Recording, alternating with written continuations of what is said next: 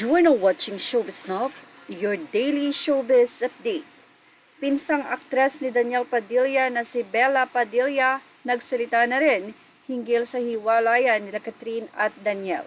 Say nitong si Bella, I think the most painful part is realizing a person was just meant to pass through one's life, never to stay, never to stay.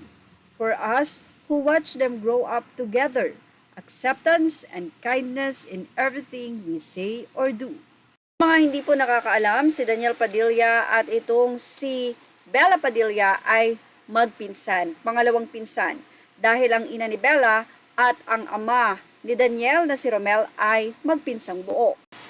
Kaya naman related talaga silang dalawa. But anyway, viral nga sa social media ang naging text message or usapan ng dalawang netizen na malapit kay Catherine at ang ina nito ay malapit kay Catherine.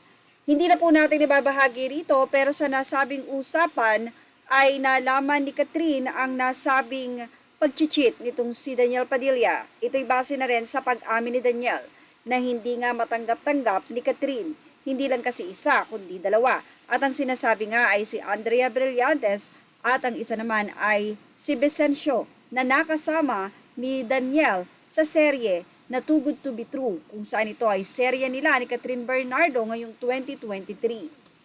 Anyway, marami nga ang nalulungkot dahil ayon sa naging text message ay kinumpirmang may nangyari kay Daniel, kay Andrea at sa nasabing kasama nila sa teleserye na si Vicencio. Todo iyak nga raw dito si Catherine Bernardo. At syempre, kamakailan lamang din ay hindi na napigil ni Tita Min na magbigay ng hint sa mga fans na talagang wala na si Catherine at si Daniel. At ayon nga sa nasabing text messages, inililihim lamang ito. Ito'y dahil siguro sa mga endorsement nilang dalawa, pero hindi na nga kaya sumabog na. Sa naging post pa ni Tita Min ay sinabi nito kung paano umiyak, magtawanan at lumaban ang mag-ina. Connection na hindi pwedeng mawala. Kakampi ng kahit ano paman. Pero ganun paman, sa kabila ng sakit, pero hindi pa kumpirmado na ginawa ni Daniel kay Catherine, ay tila napaka-kind pa rin ng mommy nitong si Catherine kay Daniel. Dahil sa kabila nun, ang naging pahayag ni Mami Min sa kanyang Facebook page ay pagpapaalam sa mga fans or pagbibigay ng pasasalamat sa mga fans na minahal si Catherine at si Daniel. Sa naging post ni Tita Min ay sinama niya itong si Catherine at si Daniel sa isang photo at inalala na magkakasama sila at doon nga ay nagpasalamat siya sa Katniel Cupcakes Solid DJ na mga fans na sumubaybay sa dalawa hanggang sa ito ay magkaroon ng kani-kanilang landas na. Hanggang ngayon ay sobra-sobra ang pasasalamat ni Tita Min na ayon nga sa kanya, hindi nagtatapos doon. Hindi porke ang dalawa ay nag-separate na ng ways ay magtatapos doon ang kanilang samahan.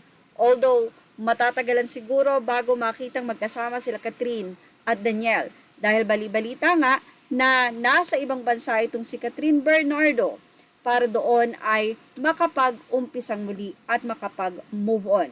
Sigurado nang isulat ni Catherine ang nasabi nga pong post niya ng pag-amin ng hiwalay na sila ni Daniel ay nasa ibang bansa na ito. Sa ngayon ay tipid at hindi na nga nagsalita pa si Catherine gaya ng kanyang naging pagbabahagi ng tapusin ang chapter nila ni Daniel. Doon ay sinabi niyang hindi na siya mag-a-accept o mag-entertain pa ng mga tanong. Siyempre matapos nga ang malungkot na mensahe ni Bella Padilla para sa pinsan at para sa hipag-tubisana nitong si Catherine ay narito pa ang naging komento at reaksyon ng mga netizen. Atin pong ibahagi sa inyo at atin pong alamin ang kanilang naging say. Ganun talaga ang buhay, masakit man pero kailangan nating tanggapin. Lahat pagdadaanan yan at malalagpasan rin natin. Basta tiwala lang sa sarili at kay Lord. Everything happens for a reason, and God always has a better plan and purpose for both of us. Just keep going. Lahat dumadaan sa proseso. kung paano makakalimot sa una, talagang masakit, mahirap, pero ang sarili mo nakakaalam kung gaano katagal o kadali ka mag-move on right. Well said, just enjoy who be with you right now. Cherish every moment, nothing lost forever. Samantala, narito pa ang naging say nila. If someone can walk away from you, let them walk. It's better to be single with a standard than losing yourself. Don't let someone who isn't worth your love make you forget how much you are worth. Healing is a process. God is good all the time. May plano na hindi natin alam.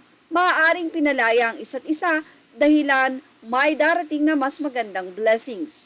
An oportunidad, walang forever dito sa mundo. Self-love, love God. God bless us all. Coming from a long-term relationship like them, I know how difficult it is.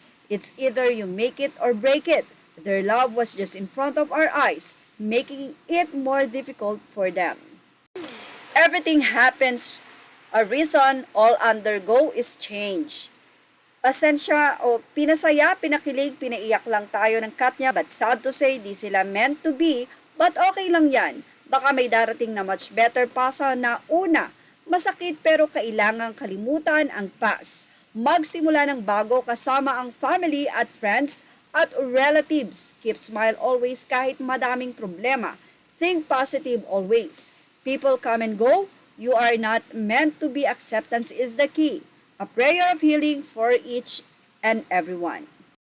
At yan ang ating Showbiz Snap update. Images are all credit to the rightful owners, and thank you for watching Showbiz Snap.